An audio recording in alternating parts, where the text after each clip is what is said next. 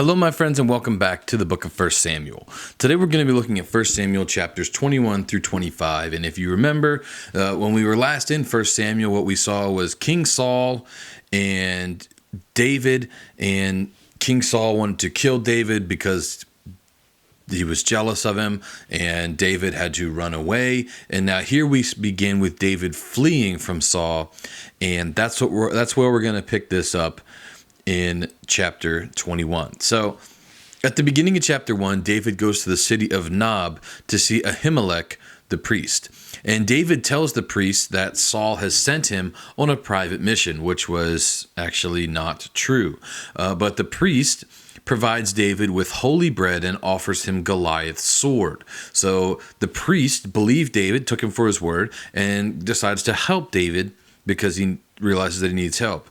And so after that, David goes to a pagan nation. That starts in verse 10, sorry. And so David seeks refuge from Saul in the Philistine city of Gath. He fears what the king of Gath might do to him, so he pretends to be insane. Remember, Gath is actually where Goliath was from, so David would be known there. So when David gets there, he just acts like he's completely insane, so the king won't be worried about him, won't see him as a threat, and will let him live. And again, this works.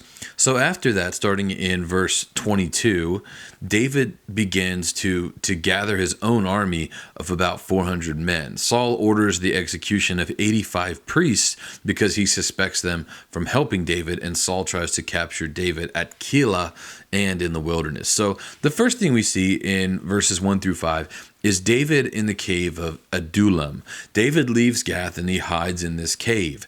And while he's at the cave, that's when David assembles his own personal army of about 400 men. This band is formed from his relatives, those who are in trouble, in debt, or simply discontented. So it's kind of like David is his own, kind of like Robin Hood and his band of merry men. David has taken his family members and the disgruntled people that he knew, and they're together in this army. And so then in verses 3 to 5, David leaves the cave for Mizpah in Moab, but then the prophet Gad tells him to return to the land of Judah. And when we pick up there, we come to the forest of Hereth. So while David is hiding in the forest of Hereth, I don't know if that's actually the pronunciation, but that's what we're going to go with for today, Saul steps up pressure to find him. And starting in verse 5, because he suspects that Ahimelech and the other priests are helping David, Saul actually orders their execution. And so Saul, his insecurity is now leaving him to do a great evil, because these priests they're not soldiers, they're not warriors. And Ahimelech did help David, but it wasn't really intentional, right? Like he wasn't intentionally going behind David's back. So King Saul, he puts pressure on his officers to find David. So Doeg the Edomite tells Saul about Ahimelech's dealings with David. So Saul orders the execution of the priest and all his family. And so after Saul's men refuse to carry out his orders, Doeg the Edomite goes and he does it himself, killing 85 priests and their families.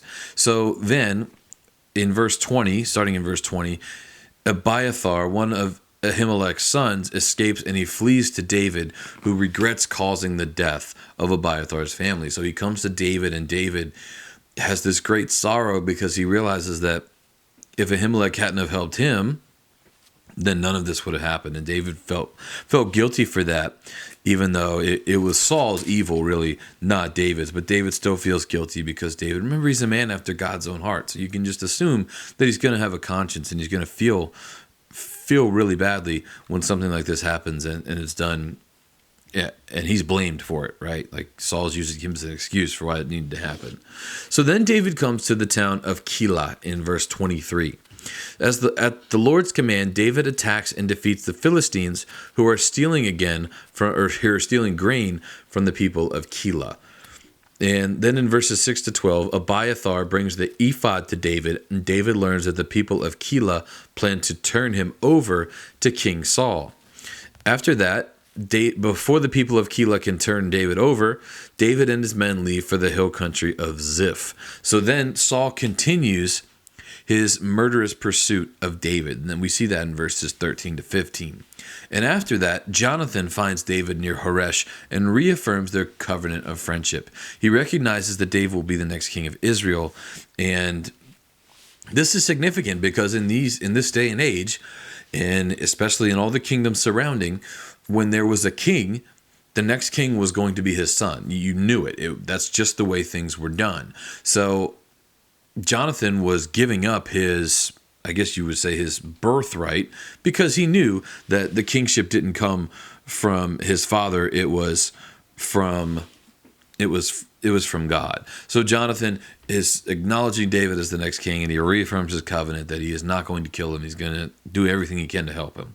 So after that, the men of Ziph volunteer to capture David and turn him over to Saul. So everywhere David turns, people are willing to turn him over to Saul, except for Saul's own son, ironically.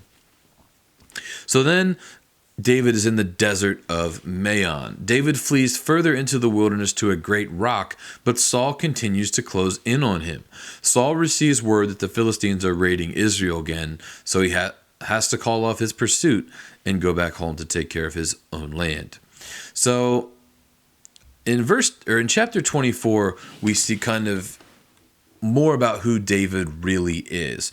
And what he does here is he spares Saul's life. And we see that in verses 1 to 22. So basically in this chapter, right, in chapter 24, here's what happens. This is actually the first of two occasions when David could easily kill Saul, but chose not to do so because he would not lift his hand against the Lord's anointed. So after routing the Philistines, Saul once again continues his hunt for David. David's men hiding in the cave realize that there's an opportunity to kill Saul, who has actually entered the cave to relieve himself. And so Saul he's sleeping in the cave, and David and his men are already in that cave. They're just deeper in it. So David doesn't kill Saul, but he does cut off a piece of Saul's robe without the king knowing it. After Saul leaves the cave, David calls out to him and bows low before him, showing him the piece of robe that he cut off. David uses this to prove that he's not seeking Saul's harm, because he could have easily killed him in his sleep if he had wanted to. And he asks Saul why he continues to chase him. See, remember, David doesn't want to kill Saul. David is loyal to Saul, but Saul is jealous of David, and Saul wanted to kill David for it. And here we are. Saul becomes ashamed and acknowledges that David is a better man than he, starting in verse 16 to 19. So Saul also acknowledges that God has indeed chosen David to be king over Israel. He says, "And now behold, I know well that thou shalt surely be king, and that the kingdom of Israel shall be established in thine hand. Swear now therefore unto me by the Lord that thou wilt not cut off my seed after me, and thou wilt not destroy my name out of my father's house." And David sware unto Saul, and Saul went home, but David and his men got them up unto the hold. So